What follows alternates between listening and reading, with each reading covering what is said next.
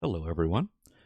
As promised from a previous video where I looked at the story trailer and the reveal trailer for Judas, I do also want to dive into a couple of other follow-up videos. This is one on a gameplay overview from the creators talking about what they call narrative Lego. And I'm very, very curious about what that entails. So I'm likely going to be picking this apart quite a bit. Under 7-minute video, but I'm going to be picking it apart, I think, quite a bit. Just trying to understand what they're talking about. Because oftentimes, sometimes when a very advanced type of game, something ahead of its time, comes out, they'll have this new system that, adds a lot of intrigue. Like I remember when Elder Scrolls Oblivion came out, they had the new Radiant AI, and it was the new cool thing that they never actually brought back. Like it's not like it's kind of in Skyrim, but not to the same extent. So Oblivion, through its faults, had a really, really interesting grasp of AI working behind the scenes and characters having their own schedules, motivations, and etc. So it's almost kind of what I see here. Like when they say narrative Lego, I wonder if there's a lot of AI stuff working in the background, but I do not know, and that's why I'm here. That's what we're all doing here, and that's why you're here watching me. So, first we get some of the initial stuff out of the way, the intro type stuff. Be sure to hit that like and subscribe if you find this at all entertaining. Follow me on Twitter and or Blue Sky to get schedule updates. I stream on Twitch. Head over to Twitch, hit that follow if you would like to. I'm not going to twist your arm and force you to do it, but it does me a lot of good. Every button press helps me as a new content creator. Every button press helps to feed that algorithm, helps me to inch forward, get more exposure on Twitch. I'm trying to inch towards that affiliate status. So every button press helps. Every button press helps. Now, with that out of the way, I'm going to jump into here. What you got for me?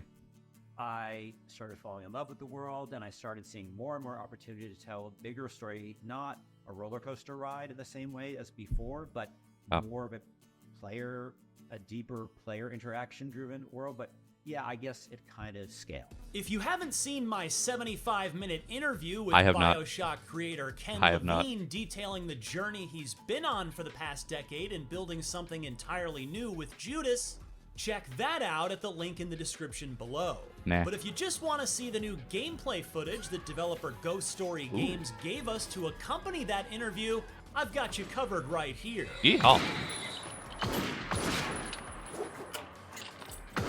I can't tell you any more about Judas that Ken didn't already talk about in the interview so as not to spoil anything for you, but I can describe what's going on in these gameplay clips. Let's start right where the game does, with you being reprinted. Oh. It looks incredibly painful. Oh, yeah. And the fact that you're being reprinted at all means that, you guessed it, you've been dead for some indeterminate amount of time. But I'm getting a little ahead of myself. You play as Judas, a hacker and self-taught engineer who's part of a multi-generational trip from Earth to a new planet called Proxima Centauri. Not what I thought. Aboard the colony ship called the Mayflower. The capital M mission is to continue the human race after departing Earth due to a bacterial plague. Also, on board this ship, you're not particularly well liked. See, it turns out that things went seriously sideways, and it's all your fault. J stands for Judas. Now that you live again, you've got the 3 holographic heads of the ship to contend with. Holographic. Tom, the ship's head of security who wants to protect the mission at all costs. Dr. Okiki, the ship's medical officer who embraces a robots are the way forward mindset and becomes Nefertiti after abandoning all of her biological self. And Hope, the ship's counselor. But there's a family dynamic in play here. Tom is married to Nefertiti, and Hope is their adopted daughter.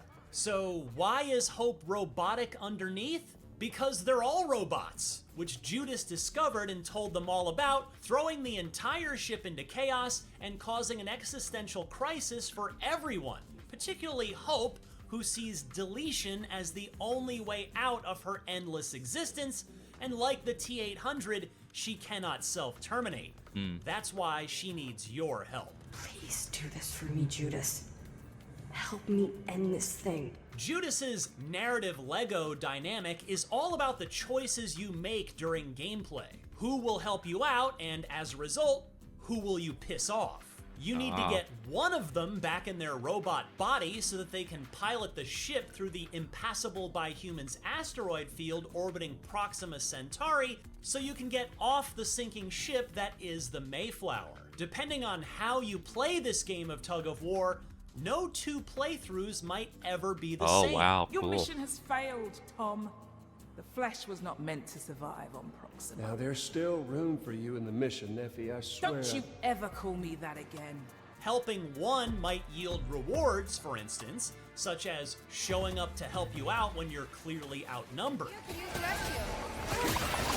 Conversely, if you ignore one of the big three for too long or go against one of them by helping one or both of the others, they might get mad at you. Again, all dynamically within gameplay by, say, locking the door you're trying to get through while being chased by enemies. Nice. But what about combat?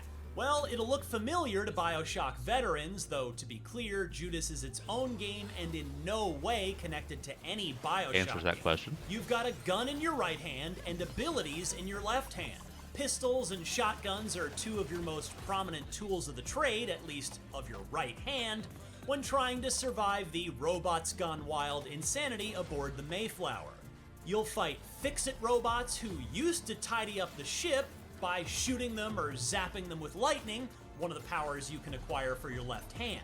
Even better if there happens to be water on the ground that you can just like electrify, BioShock. thus taking out multiple enemies at a time. But like I said, Judas is a hacker, so she can hack lots of things around the ship, which very much includes your robot attackers. Oh, wow. You can Cool. make them do any number of things, from turning Kinda like passive Watch Dogs. to aggressive to sheer chaos. In this case, go into kamikaze mode. Yeah, just like Watch Dogs. As for these bizarre bionic beasts you'll Well, not battle, just like, they but used to serve normal cool, though. functions aboard the ship, but as things got crazy, so did they. The dentist, as an example, used to walk around the ship going to meet the people who needed dental care. This is a multi-generational mission, remember? You're going to need your teeth cleaned every 6 months. Now, though, they angrily seek you out, looking to show you the wrong end of their drill. Another of my favorite enemies was the Deputy, a BoJack Horseman-looking, long rifle-wielding lawman who likes That's to awesome. fire his gun into the air when he gets riled up. And remember how I said the Mayflower was a colony ship?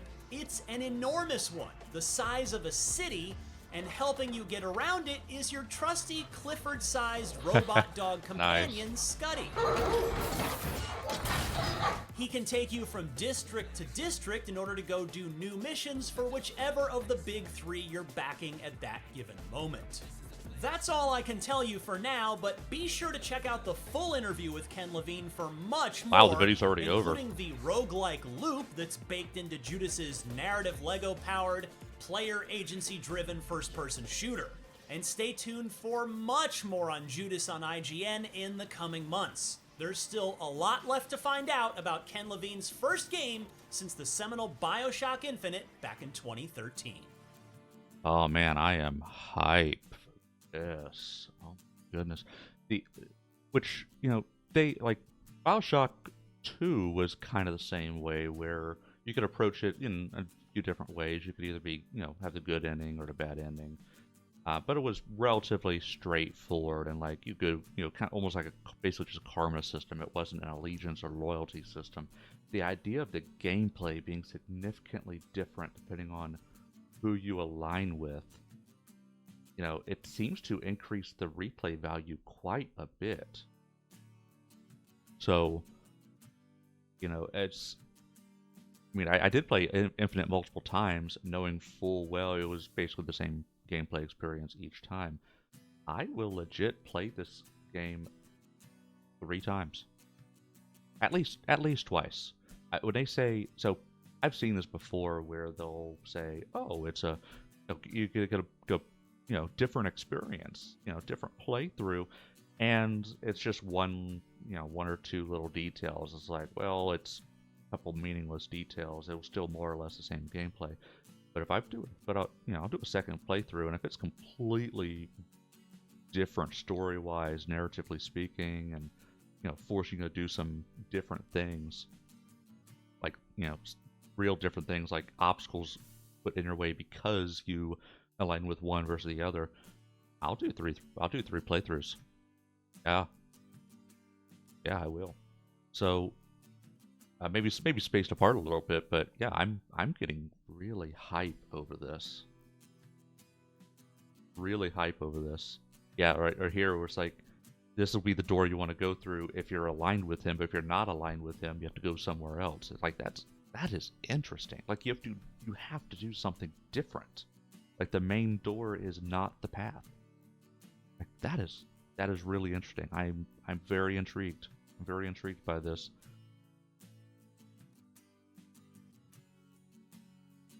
It's just really, really, really cool, very cool, and the idea that you are actually, I was wrong on a variety of things. Like you are a person, and you've been dead for some time and being reprinted, and the three overseers are robots that have kind of gone rogue, and that is wild. And you're called Judas because it's all your fault, and obviously, there'll be more, more narrative. Maybe the character doesn't have any memory, and maybe sort of like a Bioshock type of thing, where you find recordings that will clue you into certain things that may have happened behind the scenes. So part of this may be, what happened and what did you do, and how do you fix it? Can it be fixed? Very intriguing. Yeah. So.